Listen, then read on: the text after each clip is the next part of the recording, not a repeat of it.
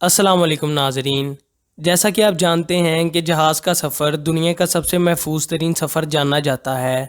یہی وجہ ہے کہ لوگ بس، ٹرین یا سمندری سفر کی نسبت ہوائی سفر کو زیادہ ترجیح دیتے ہیں، کیونکہ ہوا میں بہت کم مواقع ہوتے ہیں جب کوئی حادثہ پیش آئے، لیکن جب بھی ایسا کوئی واقعہ پیش آتا ہے تو وہ کسی ثانیے سے کم نہیں ہوتا۔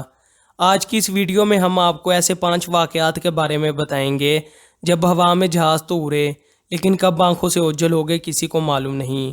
پورا اسرار ترین جانی جانے والی یہ فلائٹس ایسی فلائٹس ہیں جن کی تلاش آج بھی جاری ہے، لیکن اس سے پہلے آپ چینل کو سبسکرائب کر دیں اور بیل آئیکن پر کلک کر دیں تاکہ آپ کو مزید ایسی انفارمیٹیو ویڈیوز ملتی رہیں۔ نمبر 5، یوروگومین ایئر فورس فلائٹ 571۔ ناظرین، یوروگومین ایئر فورس فلائٹ 571 کسی معجزے سے کم نہیں ہے، اور ساتھ ہی ایک پورا اسرار ترین حقیقت بھی ہے جسے سن کر انسان حیرت میں گم ہو جاتا ہے۔ ناظرین، 12 اکتوبر 1972 کو یوروگومین ایئر فورس پلین اپنے ملک سے چلی روانہ ہوا، جس میں 5 عملے کے بندے اور 40 مسافر تھے۔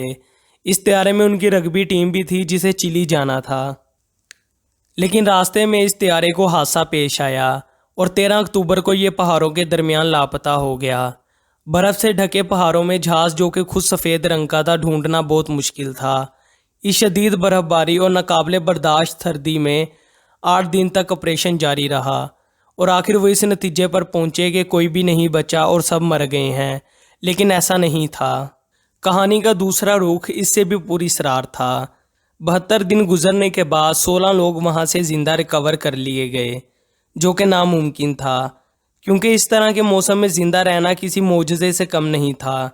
کہانی یہ ہے کہ جب طیارے کو حادثہ پیش آیا تو 33 لوگ زندہ بچ گئے تھے، جو دن گزرنے کے ساتھ ساتھ صرف 16 زندہ رہے، جن میں سے 2 پہاڑوں کے قریب گاؤں میں گئے اور وہاں کے لوگوں کی مدد سے اپنے زندہ ہونے کا علم کروایا۔ جب ان لوگوں سے اتنے دن بغیر خوراک کے زندہ رہنے کا پوچھا گیا تو انہوں نے بتایا کہ وہ مرے ہوئے مسافروں کا خون اور گوشت کھا کر زندہ رہے۔ اس کہانی کو اور اچھے طریقے سے 1993 میں آنے والی فلم الائیو میں بیان کیا گیا ہے۔ نمبر 4، torpedo bombers flight 19۔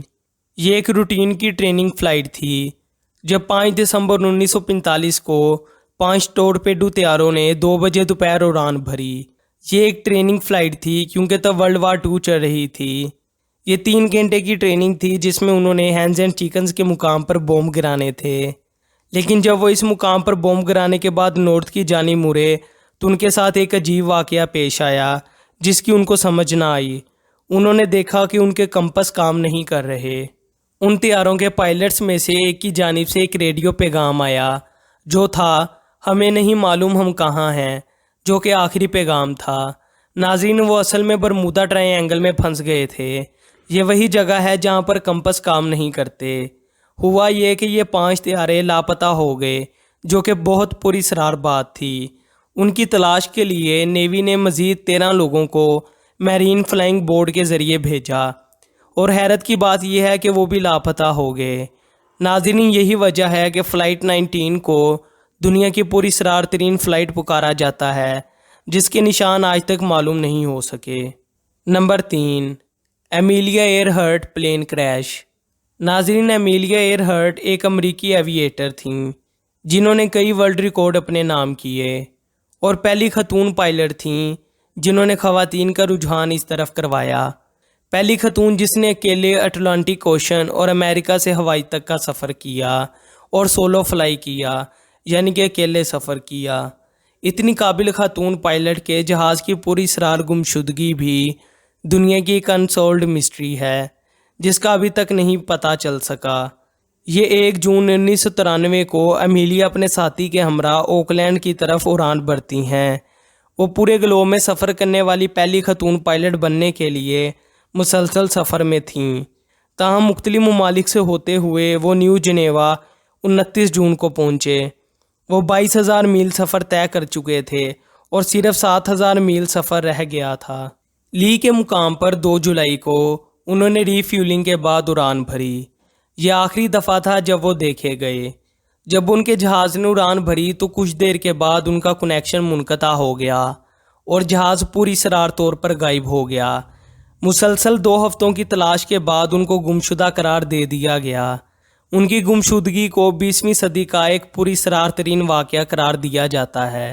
Number 2، Air France flight 447۔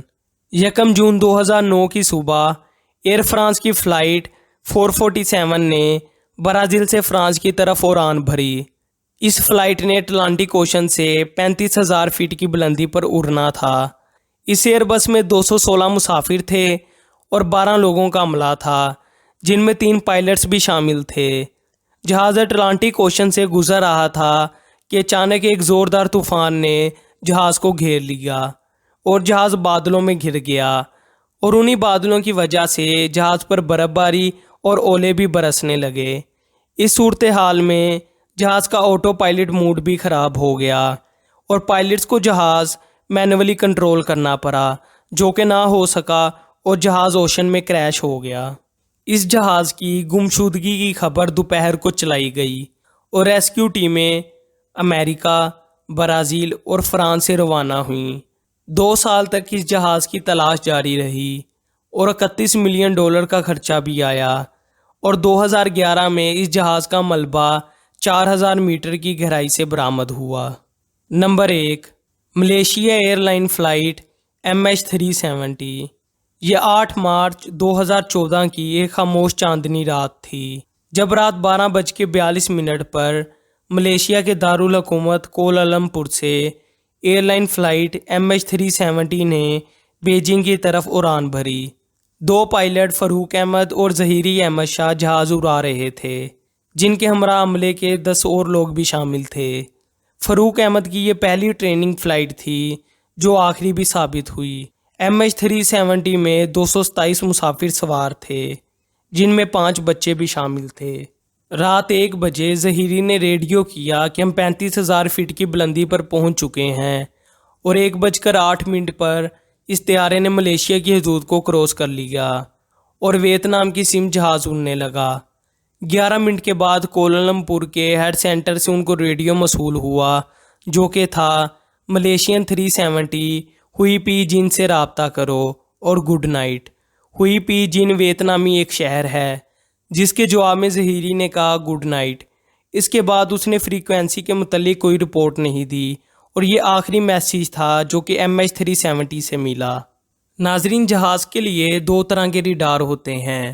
Primary radar آسمان میں موجود سمپل چیزوں کے متعلق بتاتا ہے، جبکہ سیکنڈری ریڈار جہازوں وغیرہ کے لیے ہوتا ہے۔